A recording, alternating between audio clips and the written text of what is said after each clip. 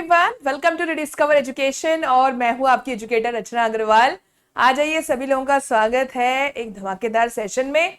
और आज का सेशन आप जैसे पीछे देख सकते हैं, हम लोग एक बहुत ज्यादा जो यूजीसी नेट एस्पिरेंट्स जितने लोग भी पीएचडी करना चाहते हैं या फिर असिस्टेंट प्रोफेसर बनने का सपना देख चुके हैं, उन सभी के दिमाग में ये कंफ्यूजन जरूर रहता है कि मैम यूजीसी नेट करें या फिर सेट एग्जाम दें। सबसे पहले तो यूजीसी नेट और सेट होता क्या है, किससे कितना फायदा है, कहां पे आपको ज्यादा बेहतर नौकरी मिलेगी, यूजीसी नेट करने पर मिलेगी या सेट करने पर। तो ये सारे सवालों का जवाब जो है आपको आज के सेशन में मिल जाएगा। कोई भी कंफ्यूजन अगर आपको रहा होगा तो सारे कंफ्यूजन आपके दूर हो जाएंगे इस अकेले सेशन में। तो बने रहिए, इस चैनल से सब्सक्राइब जरूर कर लीजिएगा चैनल को। जितने लोग भी यूजीसी नेट या फिर सेट एग्जाम की तैयारी कर रहे हैं तो रीडिस्कवर यूजीसी नेट चैनल आपके लिए सबसे ज्यादा जरूरी है। चलिए क्लास को स्टार्ट करते हैं। मैं बता दूं, मेरा नाम है रचना अग्रवाल और मैंने खुद जेआरएफ क्वालिफाई किया 2022 में एजुकेशन सब्जेक्ट में। इसलिए इस चैनल पे मैं यूजीसी नेट पेपर 1 और साथ में पेपर 2 एजुकेशन के सारे यूनिट्स करवाती हूँ।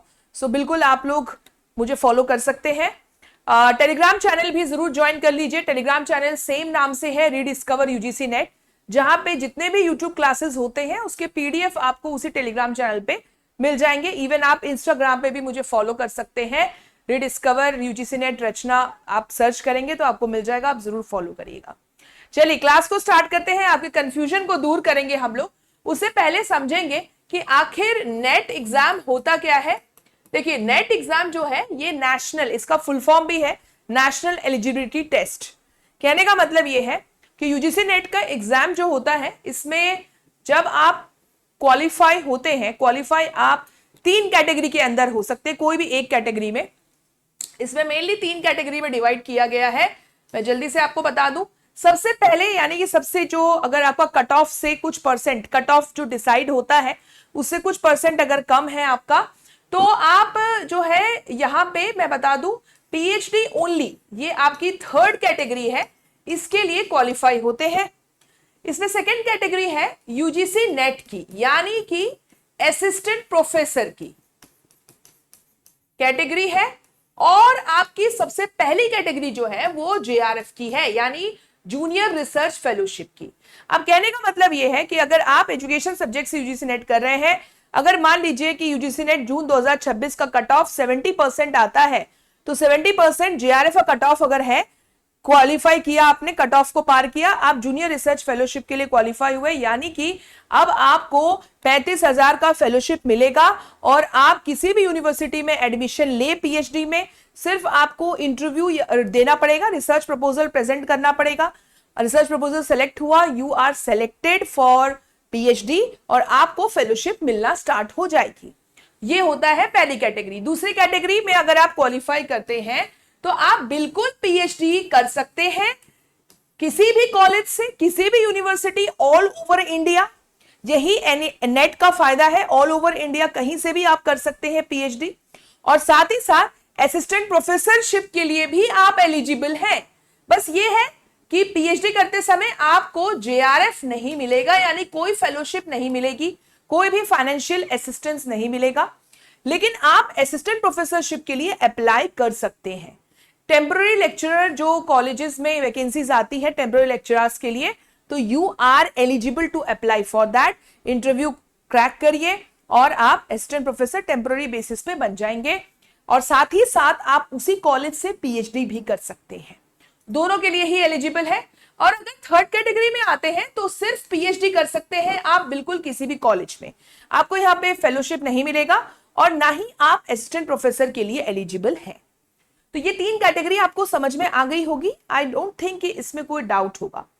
बच्चे हमेशा कोशिश करते हैं कि वो जेआरएफ क्वालिफाई कर ले ताकि फेलोशिप के साथ साथ पीएचडी करे और 5 साल बाद, 4 साल बाद जो है डॉक्टरेट की डिग्री मिलेगी, तो आप परमानेंट वैकेंसीज कहीं असिस्टेंट प्रोफेसर की आती है तो आपका एपीआई स्कोर जो है हमेशा आगे होगा और बहुत ज्यादा चांसेस होते हैं कि आप परमानेंट जॉब आपको असिस्टेंट प्रोफेसर की मिल जाए।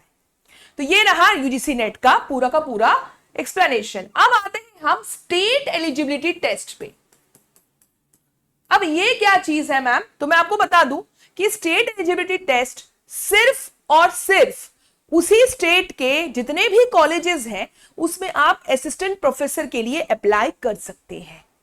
तो ध्यान रखिएगा कि सेट एग्जाम क्वालिफाई अगर आपका होता है, जैसे फॉर एग्जांपल अभी राजस्थान जो सेट है वो होने वाला है, गुड सेट गुजरात का जो सेट एग्जाम है वो होने वाला है, यहां तक कि महाराष्ट्र का भी सेट एग्जाम होने वाला है। तो ये सारे सेट एग्जाम्स जो हैं वो अगर आप क्वालिफाई करते हैं, जिस भी स्टेट में आप दे रहे हैं, जिस स्टेट में आप रहते हैं, तो उस स्टेट के जितने भी यूनिवर्सिटीज या कॉलेजेस हैं आप उसमें असिस्टेंट प्रोफेसर बनने के लिए अप्लाई कर सकते हैं। पर सबसे ज्यादा इंपॉर्टेंट बात यह है कि आप सेट क्वालिफाई करने के बाद पीएचडी नहीं कर सकते, पीएचडी के लिए आप क्वालिफाइड नहीं है। तो अगर आपको पीएचडी करना है तो मैम क्या करें, तो आप अगर आप सेट क्वालिफाई कर लिए और साथ में जिस यूनिवर्सिटी से आप पीएचडी करना चाहते हैं, हर यूनिवर्सिटी अपना एक पीएचडी एंट्रेंस टेस्ट रखती है, तो वो आप पीएचडी एंट्रेंस टेस्ट क्वालिफाई कर लिए अगर, तो आप बिल्कुल एलिजिबल हैं उस पर्टिकुलर यूनिवर्सिटी से पीएचडी करने के लिए। अब सवाल ये है कि मैम यूजीसी नेट क्वालिफाई करना है कि सेट करें या फिर दोनों करना जरूरी है? तो इस बात का सिंपल जवाब है, सबसे पहला टारगेट आपका यूजीसी नेट होना चाहिए, क्योंकि ये तो सबके बोलते हैं ना परम पिता परमेश्वर है।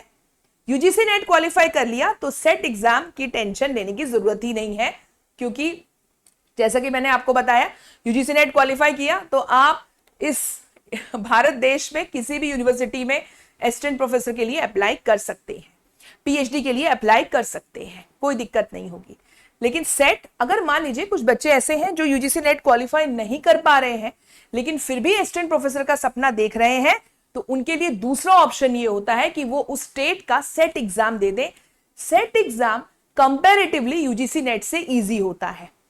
अब एक और इंपॉर्टेंट यहां पे कंफ्यूजन होता है बच्चों को कि मैम सेट एग्जाम के लिए क्या अलग से बैच ज्वाइन करना है या अलग से कुछ तैयारी करनी है? तो माय डियर स्टूडेंट्स, आपको अलग से तैयारी करने की कोई जरूरत नहीं है। सेम यूजीसी नेट का ही सिलेबस हर स्टेट के सेट का सिलेबस होता है। तो कहने का मतलब है यूजीसी नेट की तैयारी करिए तो आपका सेट एग्जाम भी आराम से निकल जाएगा। Same to same, every point to point syllabus same होता है, बोथ पेपर 1 और आपका अपना पेपर 2 का। तो यानी कहने का मतलब यूजीसी नेट की तैयारी करिए, एक तीर से दो निशाने लग सकते हैं। अब यूजीसी नेट अगर जिनका क्वालिफाई नहीं हो पाता है तो मेरा हमेशा उन लोगों से रिक्वेस्ट होता है कि सेट एग्जाम जरूर दें, ताकि कम से कम उस स्टेट में अगर असिस्टेंट प्रोफेसर का डिमांड आया, वैकेंसी आई, तो आप अप्लाई कर सकते हैं। पीएचडी करना है साथ में तो उस यूनिवर्सिटी का पीएचडी एंट्रेंस टेस्ट जरूर दे दें, तो आप दोनों ही हो जाएंगे, यानी असिस्टेंट प्रोफेसर भी बन सकते हैं और पीएचडी भी कर सकते हैं।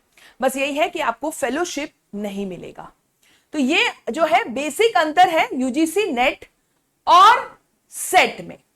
अब अगला सवाल हो सकता है आपके दिमाग में कि मैम यूजीसी नेट में अच्छी जॉब मिलेगी या सेट करने पे अच्छी जॉब मिलेगी? तो मैं आपको बता दूं कि इसका कुछ भी क्लियर आंसर नहीं है। It all depends on the opportunity. आपने अगर अपॉर्चुनिटी, मान लीजिए कि मान लीजिए गुजरात का एग्जांपल देती हूं, गुजरात के किसी स्टेट यूनिवर्सिटी में अगर वैकेंसी आई है और दो कैंडिडेट हैं, एक कैंडिडेट ने यूजीसी नेट क्वालिफाई कर लिया है और दूसरे कैंडिडेट ने गुजरात सेट क्वालिफाई किया है, ऑब्वियसली दोनों ही एलिजिबल हैं उस स्टेट यूनिवर्सिटी में अप्लाई करने के लिए। अब अगर हम एपीआई स्कोर के बेस पर देखें तो दोनों का एपीआई स्कोर में ज्यादा अंतर नहीं होगा। अंतर तब होगा अगर आप जेआरएस क्वालिफाइड हैं, तो ऑब्वियसली 2 पॉइंट आपका ज्यादा हो जाता है। लेकिन सबसे ज्यादा इंपॉर्टेंट होता है, मैंने हमेशा बोला है, दैट इज डॉक्टरेट की डिग्री।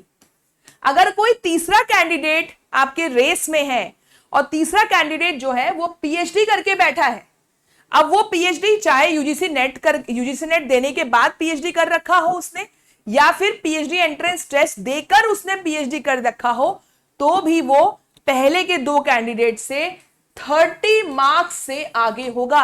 एपीआई स्कोर अगर कैलकुलेट करेंगे तो ये डॉक्टरेट की डिग्री वाला जो है 30 मार्क्स से आगे होगा। तो ऑब्वियसली इसके चांसेस परमानेंट जॉब लेने के ज्यादा हो जाएंगे एज कंपेयर टू कोई यूजीसी नेट क्वालिफाइड है या फिर सेट क्वालिफाइड है। तो रचना मैम आप क्या कहना चाहते हैं? मैं ये कहना चाहती हूं भाई रुकना नहीं है। अगर यूजीसी नेट क्वालिफाई आपका हो गया है तो जेआरएफ करने के लिए कई बच्चे 2-3 बार ड्रॉप ले लेते हैं, 2-3 साइकिल रिपीट करते जाते हैं without taking admission in PhD, जबकि उनका पीएचडी में एडमिशन हो सकता है, लेकिन वो नहीं लेते हैं कि मैम मैं जेआरएफ निकालूंगा तभी ही लूंगा। सबसे बड़ी गलती वो अपनी लाइफ की, अपने करियर की यही गलती करते हैं।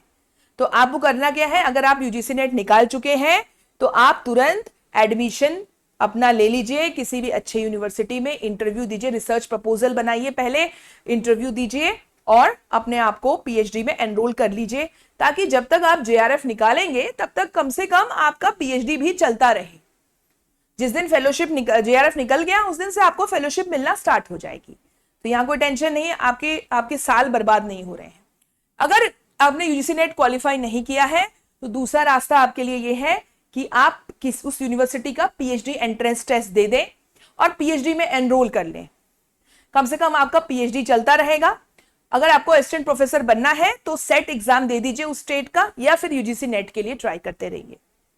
मतलब कहने की बात, मेरा सब पूरी बात को अगर मैं समराइज करूं तो एक ही चीज है कि अपने टाइम को बिल्कुल वेस्ट नहीं करना है।